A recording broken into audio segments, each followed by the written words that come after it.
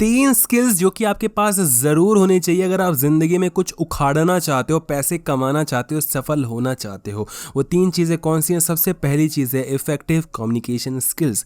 आपकी बातों में दम होना चाहिए, आपकी बातों में जादू होना चाहिए। अगर आप कम्युनिकेट अच्छे से नहीं कर पा रहे हो तो आप सामने वाले से अपनी बॉन्डिंग अच्छी नहीं कर पाओगे। हमेशा याद रखना कि आप कोई भी चीज़ कह क्या रहे हो उससे ज़्यादा ये इंपॉर्टेंट हो जाता है कि वो चीज़ कह कैसे रहे हो। जोक अगर अच्छा भी है मगर आप सुना अच्छे से नहीं रहे हो, उसकी टाइमिंग अच्छी नहीं है, डायलॉग डिलीवरी अच्छी नहीं है, समझ लो, तो मज़ा नहीं आएगा। एसेंस है किस तरीके से कह रहे हो, तो आपको बातें किस तरीके से कहनी है वो पता होनी चाहिए। सीरियस बातों को ऐसे कहो कि वो बात सीरियस लगे कि पता है फिर क्या हुआ, मेरी मम्मी ने मुझे देख लिया और उसके बाद इतनी पिटाई लगाई कि यार मेरे लिए इतना ज़्यादा रिग्रेट हो।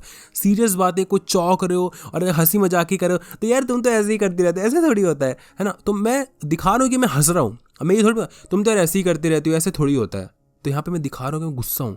तो कई बार क्या होता है कि हम इमोशंस को मैच ही नहीं कर पाते। हम बताना उसको किसी और तरीके से चाह रहे थे, बता किसी और तरीके से दिया। मैं गुस्सा दिखाना भी नहीं चाह रहा था, सामने वाले को गुस्सा लग गया। तो लगना नहीं चाहिए, जो आप चाहते हो उस इमोशन में आपकी बात निकलनी चाहिए। इसलिए आपकी कम्युनिकेशन स्किल्स अच्छी होना बहुत ज़्यादा इंपॉर्टेंट है। कम्युनिकेशन स्किल्स इंपॉर्टेंट होने के मतलब इंपॉर्टेंट रखने के लिए आपको पहले सामने वाले को सुनना भी ज़रूरी है। बोलना तब जब सामने वाले को सुन लेना, सामने वाले को सुन लो, अपनी बातें कह दो। यही तो कम्युनिकेशन होता है कि आपने सुन ली, समझ ली, समझा भी दिया, सुना भी दिया। दूसरी चीज़ इमोशनल इंटेलिजेंस। आपने आईक्यू के बारे में बड़ा सुना होगा, इंटेलिजेंट क्वेश्चन और ये वो, दिमाग होना चाहिए, विजडम होना चाहिए, सब होना चाहिए। भाई दिमाग होना बहुत ज़्यादा ज़रूरी है, लेकिन इमोशनल इंटेलिजेंस भी होना बहुत ज़्यादा ज़रूरी है। ईक्यू का होना भी बहुत ज़्यादा ज़रूरी है। इमोशनल क्वेश्चन का होना भी बहुत ही ज़्यादा ज़रूरी है। आप सिर्फ दिमाग से चीज़ें नहीं रखोगे, क्योंकि इंसान जो है वो इमोशंस भी रखता है, इमोशनल होता है, इमोशनल बीइंग है वो। हाँ, तो सामने वाले के इमोशंस को समझना, अपने इमोशंस को कंट्रोल में रखना और दोनों के इमोशंस को एक लेवल पे ले आना, यही तो सारा खेल है। इसी से तो आप लोगों को कन्विंस करते हो, इसी से तो ही आप लोगों के साथ अच्छी फ्रेंडशिप रखते हो, इसी से ही तो रिलेशनशिप आगे बढ़ता है। प्रॉब्लम्स कहाँ पर आती हैं? जब आप सामने वाले को समझ नहीं पाते, जिसको हम कहते हैं मिसअंडरस्टैंडिंग्स क्रिएट हो गई।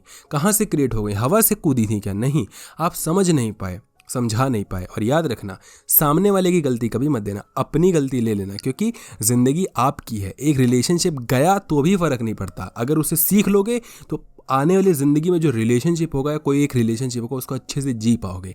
अगर सामने वाले पे फोकस करोगे, सामने वाले की गलती निकालोगे, तो रिलेशनशिप तो गया ही गया। बस अपनी कुछ चंद खुशियों के लिए, ईगो को सेटिस्फाई करने के लिए सामने वाले की गलती निकालोगे और आगे भी सेम गलतियां करोगे, जिससे आपका आने वाला रिलेशनशिप भी सही से नहीं चल पाएगा। एनीवे, इमोशनल इंटेलिजेंस इतना ज़्यादा ज़रूरी है। Third, problem solving and critical thinking.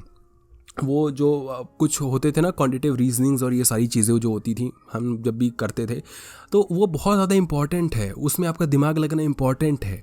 आपके पास दिमाग नहीं है ना, आप समझ नहीं पा रहे हो, रिएक्ट नहीं कर पा रहे हो, आपके पास फैक्ट्स नहीं है, दिमाग नहीं है, इन्फॉर्मेशन नहीं है, नॉलेज नहीं है, आप लाइफ में कुछ नहीं कर सकते। सामने वाले की हर बात का जवाब आपके पास होना चाहिए। देखो, उस जवाब को देना कैसे, वो फर्स्ट पॉइंट में था कम्युनिकेशन स्किल्स में, कि अच्छे से देना है। सामने वाले को समझना कैसे है, जवाब बनाना कैसे है, अंदर जो प्रोसेसिंग होगी वो इमोशनल इंटेलिजेंस होगी।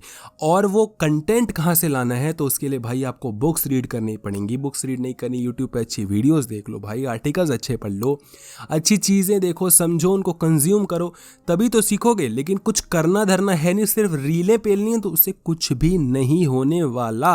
प्रैक्टिस करनी पड़ेगी। काफ़ी हद तक ये जेनेटिक होता है, ठीक है। मेरे पापा अगर बहुत होशियार रहे होंगे अपने ज़माने में तो मैं भी होऊंगा, नहीं रहे होंगे तो मेरे पे कहाँ से ही आ जाएगा। बट अगर नहीं भी है तो भी ऐसा तो है नहीं कि मैं छोड़ दूंगा सबके, भाई घर वाले ऐसा नहीं थे तो मैं, मुझे मेहनत करनी पड़ेगी, मुझे सिचुएशंस हैंडल करना सीखना पड़ेगा, मुझे प्रॉब्लम्स आइडेंटिफाई करनी समझनी पड़ेंगी कि मैं परेशान तो हूँ लेकिन